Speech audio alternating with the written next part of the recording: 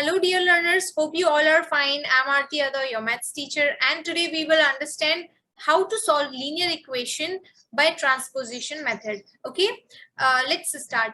And one more thing I will say that by balancing method we have done already. आप सीख सकते हैं कि balancing method से कैसे solve करते हैं. वो video भी मैंने already बना दिया है. So you can watch that video. Okay, and that will be easy for you. The questions will become easy for you and how to solve them by transposition method and by balancing method. ठीक है, balancing method के लिए already video बन गया है and this is for transposition method. Let's solve. Okay, look at here what I'm just writing here. We are doing by transposition method.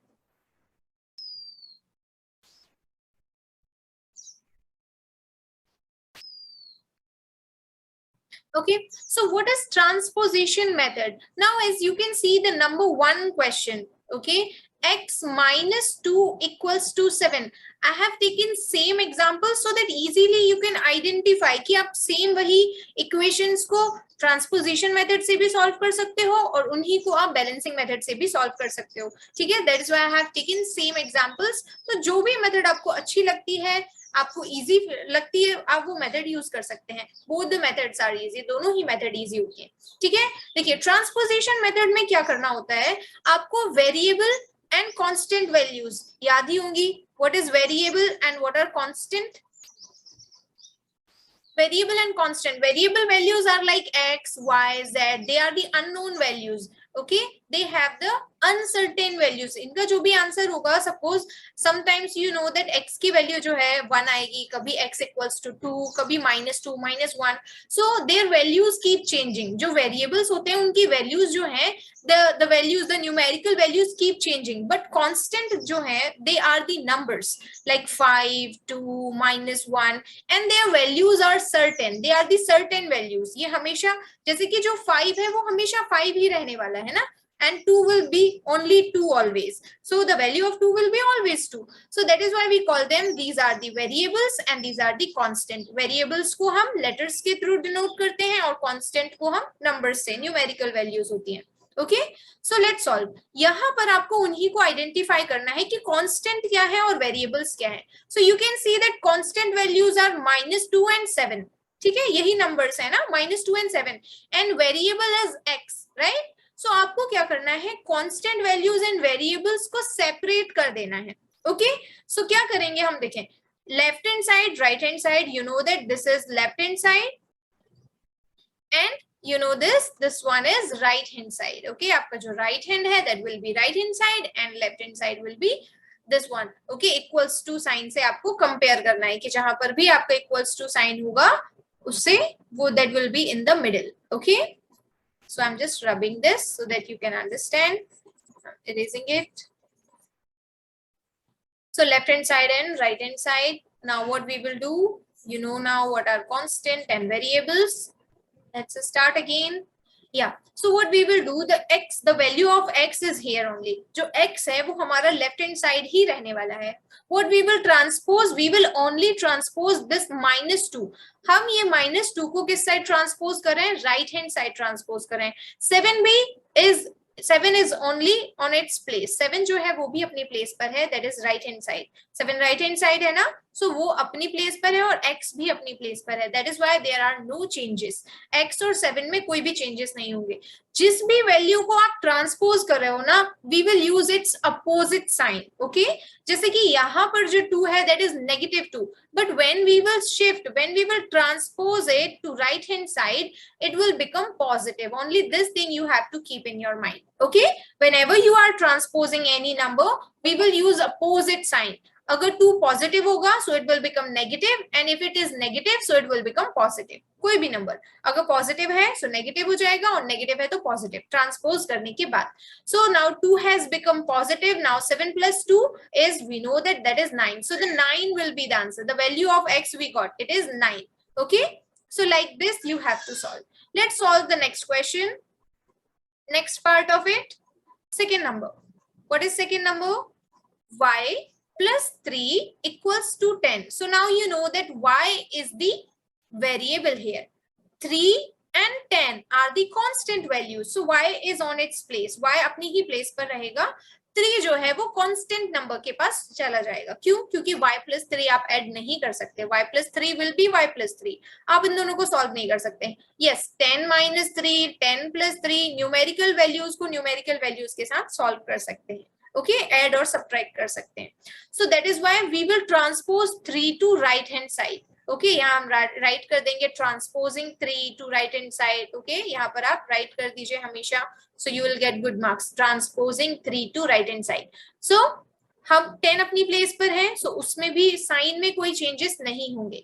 Then क्योंकि हम 3 को ट्रांसपोज कर रहे हैं राइट हैंड साइड, सो 3 यहाँ पर पॉजिटिव है, so it will become negative here.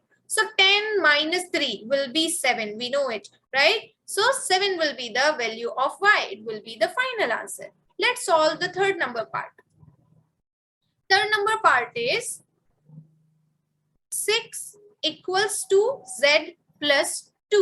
Okay, हमें पता है कि 6 equals to z plus 2, equals to sign है, that means left hand side and right hand side, left hand side, right hand side, both are equal. So can I write it like this?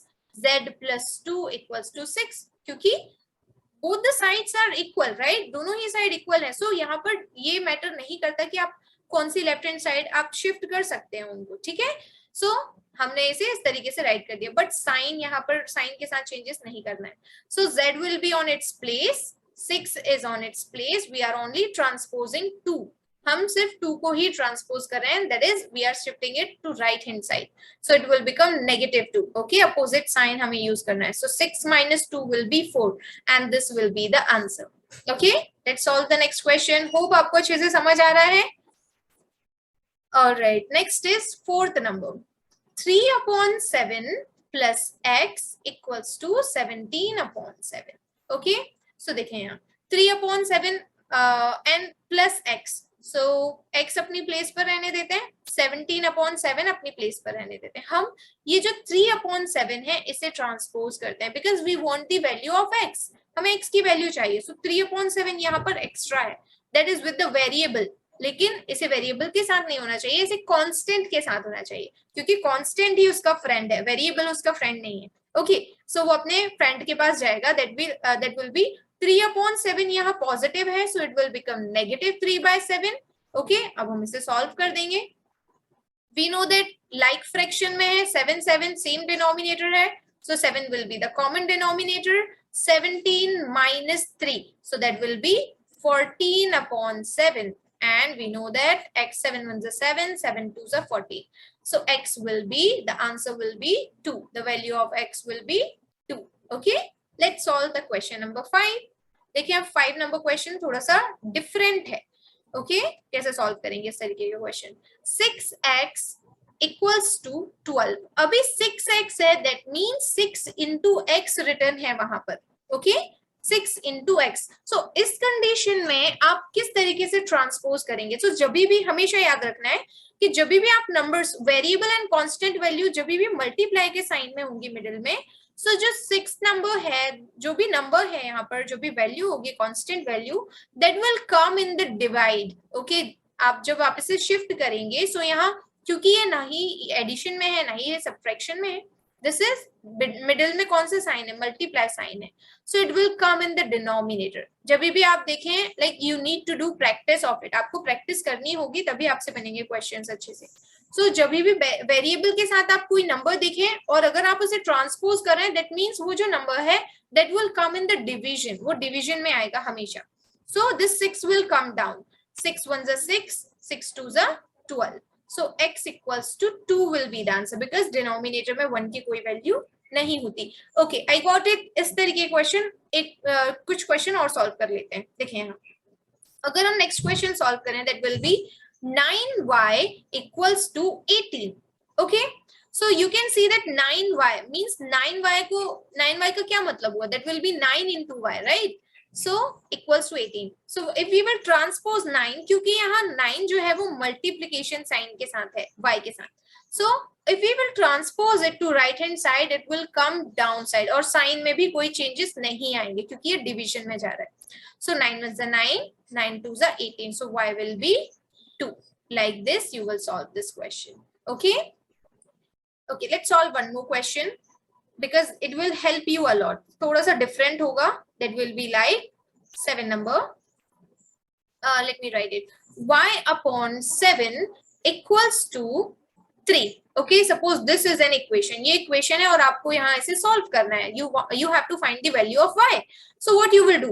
यहाँ पर y is variable, 7 and 3 are the constant values. अब 7 को अपने friend के पास जाना है. That means 7 यहाँ divide में है. So अगर हम इसे transpose करेंगे right hand side, so division में होगा. So जब transpose करेंगे तो multiplication में आएगा. और अगर मल्टीप्लीकेशन में है तो ट्रांसपोज करने के बाद डिवीजन में आएगा. सो ये जो 7 है that is in the division. तो जब आप इसे राइट हैंड साइड ट्रांसपोज करेंगे सो उसका मल्टीप्लाई हो जाएगा 3 में. Okay, so the answer will be 21. So these were some main things, main properties which you have to remember. जो laws हैं, जो rules हैं, आपको याद रखने हैं.